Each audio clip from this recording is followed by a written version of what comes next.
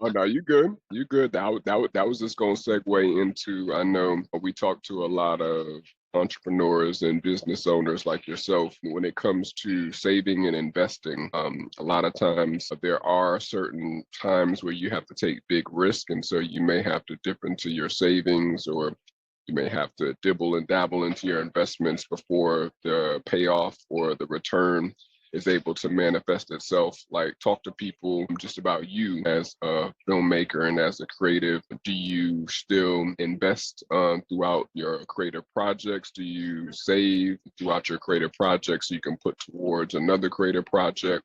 Like, talk to people about your day to day, month to month, even year to year, like spending as an entrepreneur, business owner, and even a producer and filmmaker. Like, how do you save and invest your funds that you actually make on the projects, or even that you make throughout the year to go into those creative projects?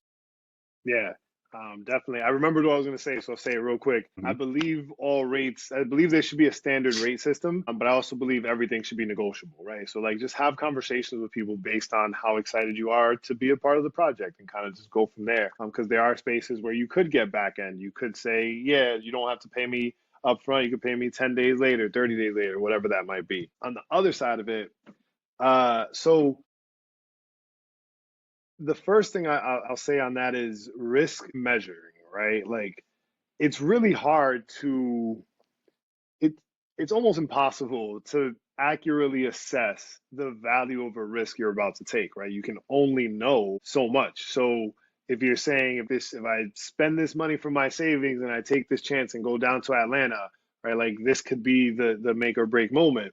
I like to operate with a little bit more measurable information. So part of that I think is the advice piece that's really, really easy for people to follow, even if you ignore everything else. Set a risk limit for the year, right? Like, how many risks are you willing to take for the year, right? Start thinking about what that looks like. And you'll start realizing before you measured it, you were turning every little opportunity presented to you into the let's risk it all moment. And you don't have to do that. Not every moment is the risk it all moment. Some of them you can pass on. Some of them you have to pass on because they just don't work for you in the moment. And then every now and then you have a moment that you should risk it, and hopefully it works out.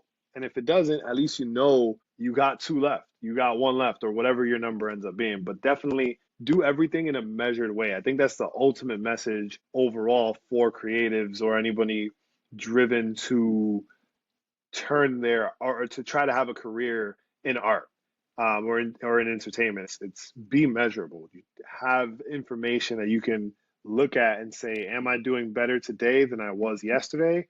If not, why? If so, why? Yeah, yeah, and that even goes like with the savings piece. Do you save? Or like, how's your process in saving for, as they say, a rainy day?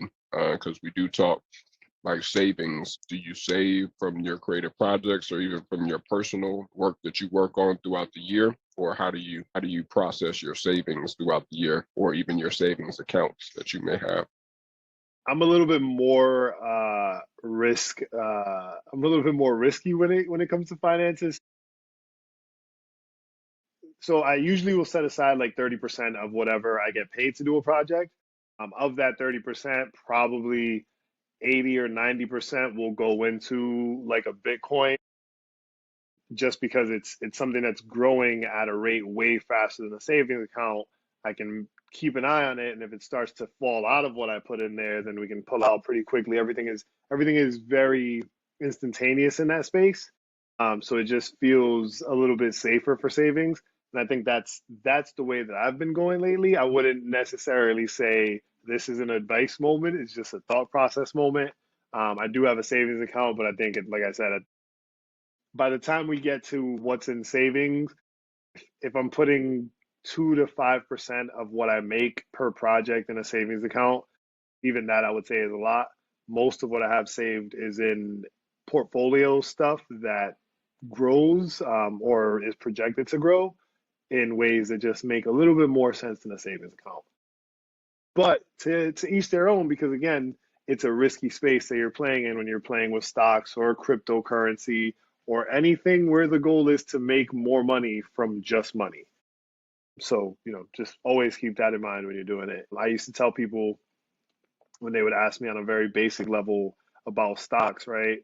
Go home, look around your house, figure out the things that you buy the most of, and find those 3 or 4 companies, start there, right? At the very least, you know that you've invested in something that is decent enough to call safe because you yourself buy it on a consistent basis.